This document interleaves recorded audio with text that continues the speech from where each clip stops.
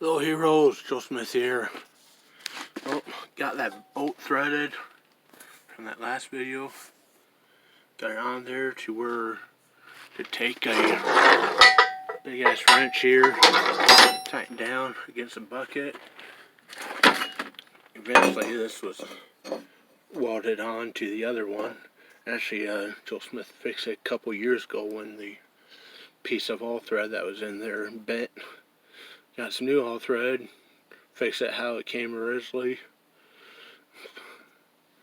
Like a couple weeks later, bent again. Hadn't needed it since, but just kind of got around to fixing it here. Got to where it just tightened down with the wrench or socket for now at least, but eventually Joe Smith here will take the bolt, unscrew the bolt, and take it home where the welder is. Don't have a welder here at the mower shop.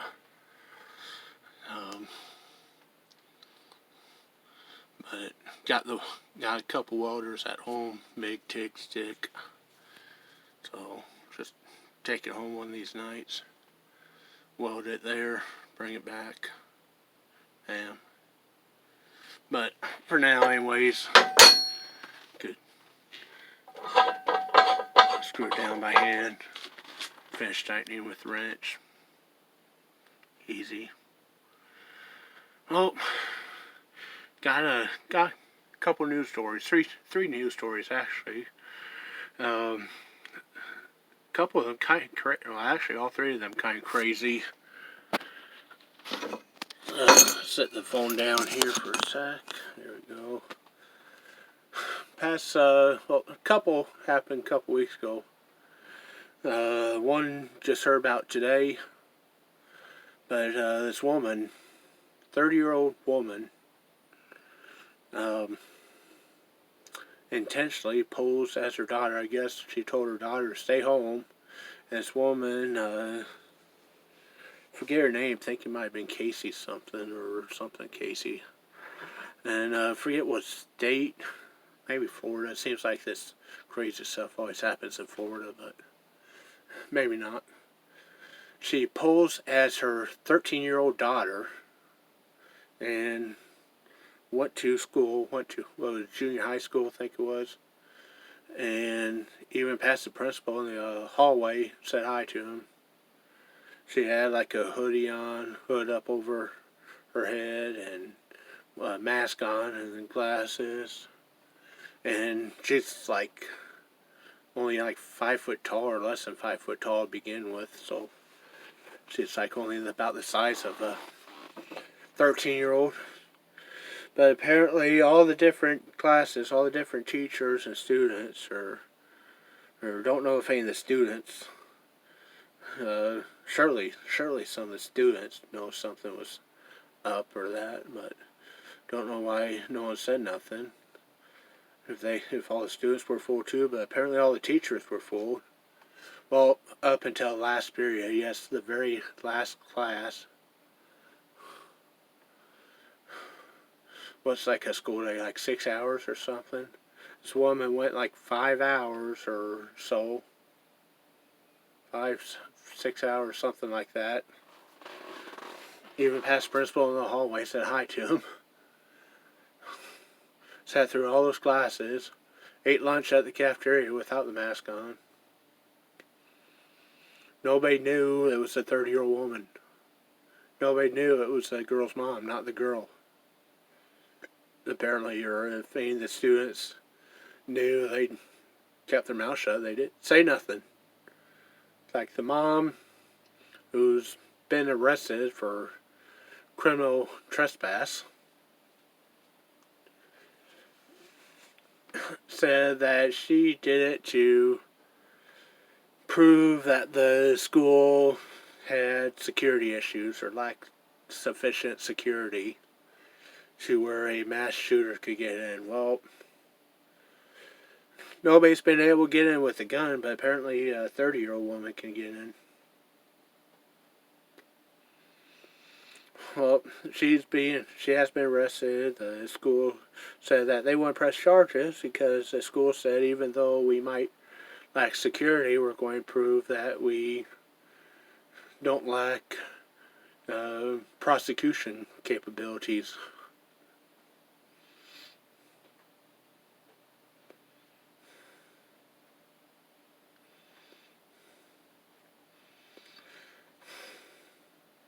Kind of like the story a while back, happened a few years ago, prior to Trump becoming president. Some guy, and this was like on 60 Minutes or in the news or something recently. Some guy said he found like a flaw he thought in like a government website or IRS website or something, and he was able to um, pose as like Donald Trump when he was running for president and get like Trump's tax ID or records or something or other.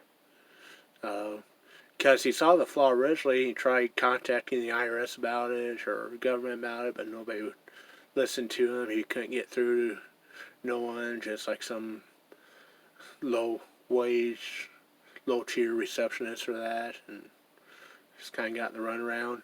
So he thought, well, I'm going to prove this is legit. Actually went through, got like Trump's information, but used his like real phone number instead of like a fake number or Trump's number or something or other, and I guess Secret Service or FBI or someone um, kind of detected the breach or IRS or whatever, but FBI ended up showing up. They uh, got his IP address and traced him down to his physical address and raided his house, arrested him. He got swatted.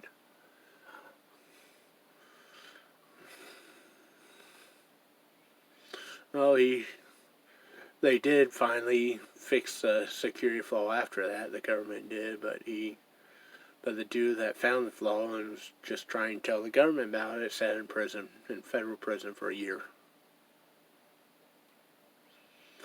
No good deed goes unpunished. So, not sure what's going to happen with this woman. Guess if she was worried about the school's security measures, didn't think her daughter was safe, should have contacted the school, emailed, wrote letters, called. If still she felt like they weren't taking sufficient measures, doing anything to enhance her security, or she still felt that her daughter wasn't safe, then I guess she should have just pulled her daughter out of school. Went to some other school. Like the old saying, two wrongs don't make a right. Although two rights did make an airplane. A couple other crazy stories past week or two here. Utah police, after the car came off freeway off ramp and crashed into a semi truck, Utah police, state police, or highway patrol, or city police, whoever it was, responded to the scene of the accident, and turns out the driver was a 9-year-old girl. Yes, 9-year-old girl. And had, was little brother, was it? Brother or sister, forget. It was like 2 weeks ago, I think it was now, or a week and a half. That had her younger sibling, I think it was little brother, something like 3 or 5 years old or something. Early, it's like something like 6 or 7 a.m. And supposedly after they've been, not sure how long they've been driving at that point. They mentioned the town happened, the town they were from, but didn't look it up on the map. But apparently they've been driving some 30 minutes to an hour or something. 9-year-old girl driving a car on the freeway. Not sure how fast she was going on the freeway. Came off the freeway, onto an off ramp, and I don't know if she ran the light or didn't reach a braking time or something or what, but ended up crashing into a semi tractor trailer. Nobody's hurt, nobody killed. Everyone's okay, but police were just astonished that this 9-year-old had been driving from however long ago. And you know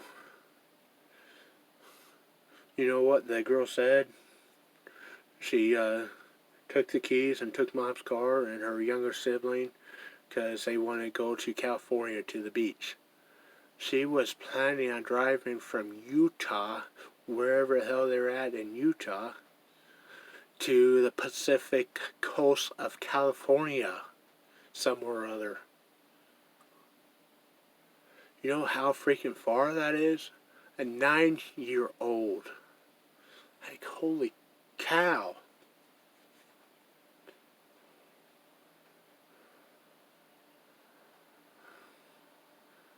Wonder how the mom felt, or don't know if there's dad present in the home or what, but imagine waking up and finding your car gone and both your kids gone.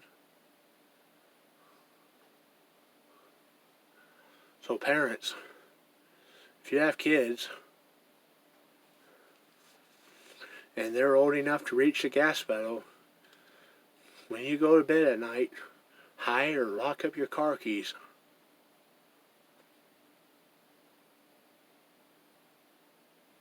It's crazy. I swear to God. Just when you think you've heard the craziest story of all, the next day you hear something crazier. In fact, this last story is going to take the cake. You're going to love this story.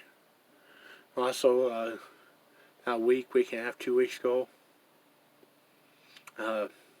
forget what city or state. Tried looking it up a couple of days later. Was going to do a video then talking about it. Couldn't find it. Couldn't find it on YouTube. Couldn't find it on a Google search. Maybe search a little bit longer, might be able to find it. But firefighters, police responded to the scene of a garage fire. Well, what was left of the garage was on fire. The garage blew up. The owner of the home and garage blew up with it. How did this happen, you might ask? The guy, forget what his name was, according to the neighbors, was making bombs, yes, bombs with a B, bombs, in his garage, high explosives.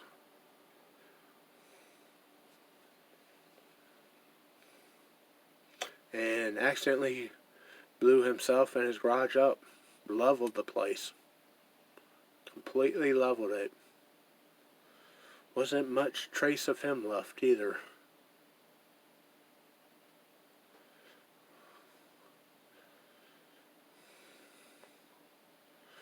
Why was he doing this? Was he planning a terror attack somewhere or other? Well, apparently, at least one, maybe more of the neighbors kind of knew he was into bomb making, but didn't contact any kind of like authorities, law enforcement, FBI, ATF, anything like that. The guy wasn't playing nothing. He was making the stuff to sell, actually. He was making bombs to sell, yes. He was doing a little fundraiser, apparently. I'm not sure who. Apparently he had some sort of buyer lined up, maybe. Sounds like. But not sure who. Maybe he was going to sell the bombs to some terrorist group like Antifa or BLM or the DNC. Not for sure, but Apparently the reason why he's doing this, he need to make some extra money.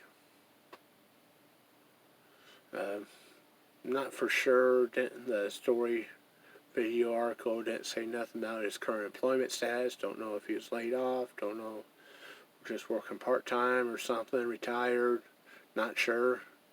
Apparently he was needing a little extra money. So he's making bombs to sell to some individual group to make some extra side cash to pay off a bill. Making bombs to pay off a bill he had. What he was trying to pay off his mortgage, pay off his college loan debt, pay off his kids' college loan debt, pay off his car or truck. Nope. You heroes going to love this.